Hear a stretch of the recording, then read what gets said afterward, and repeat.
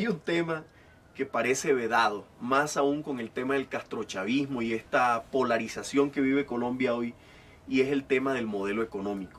Ese tema del modelo económico, tajantemente el gobierno dijo no estaba en discusión en las negociaciones de La Habana.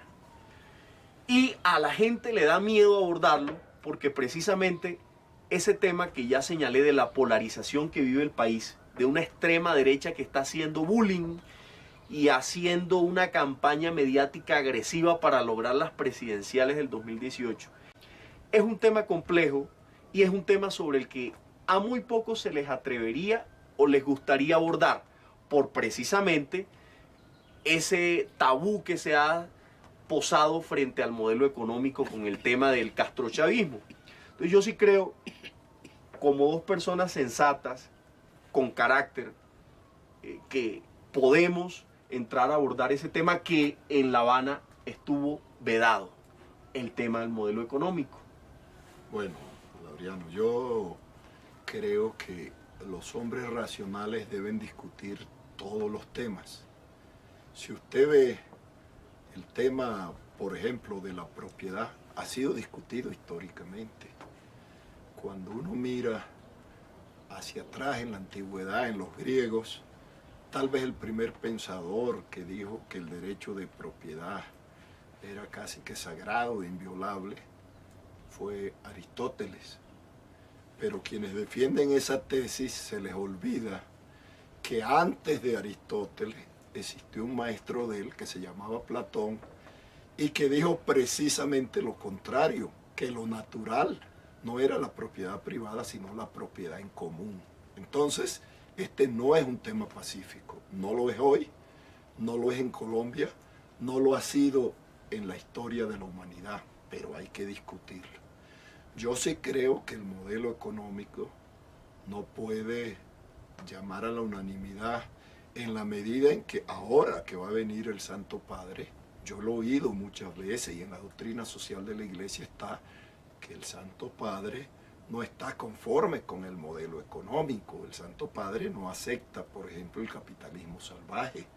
La concesión que tiene la Iglesia de la propiedad es que la propiedad no puede ser ilimitada, por ejemplo. Entonces, los modelos económicos hay que discutirlos.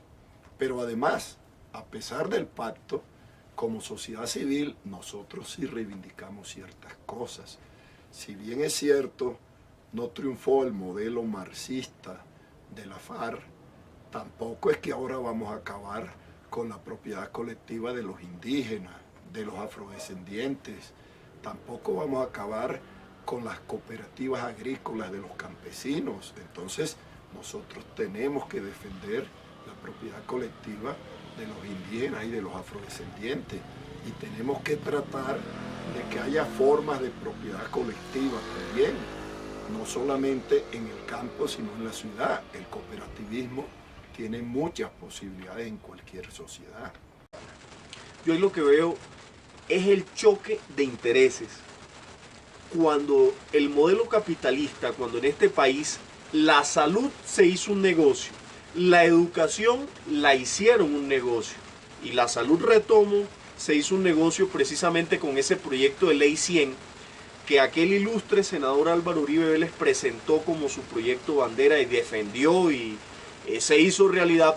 Hoy la salud es un negocio y conocemos todos los problemas de la salud en Colombia que no vale la pena repetir. La educación se convirtió en un negocio. Cuando la salud, la educación, la seguridad, todos los renglones de la economía se convierten en un negocio y no en un bien que en cierta medida el Estado siente la necesidad de proveer a la sociedad, hay un choque de intereses, porque en lo absoluto le interesa al Estado proveer un buen servicio de salud cuando hay un privado que financia la campaña política del dirigente de turno a nivel municipal, departamental o nacional. Es decir, esto se ha convertido en un círculo complejo, mortal y macabro, en donde no se financia la salud, sino que se marchita para poder justificar el negocio privado o para poder favorecer al negocio privado.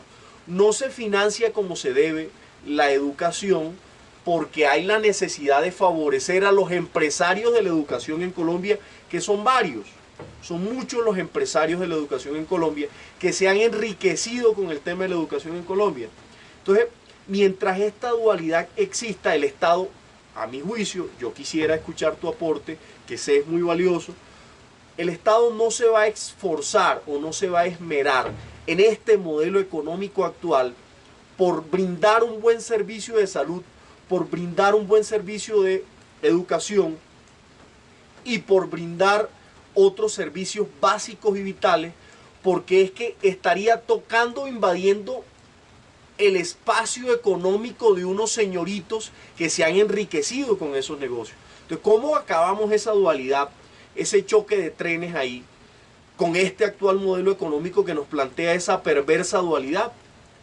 Pero mire, Laureano, usted convendrá conmigo en lo siguiente. Alemania es capitalista. No estamos hablando del socialismo, para no engañar a la gente.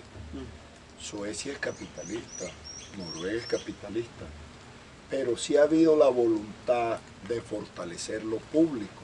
Me explico. Para que usted tenga una idea, en las universidades alemanas, el 97% de la educación universitaria es pública. Hay un 3% privado. La respuesta es muy simple.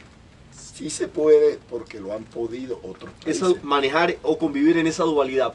Pero teniendo claro que hay que fortalecer lo público. Entonces tenemos que fortalecer la educación pública en todos los niveles, incluida el nivel universitario, porque solo la educación pública hará cosas que no hará la educación privada.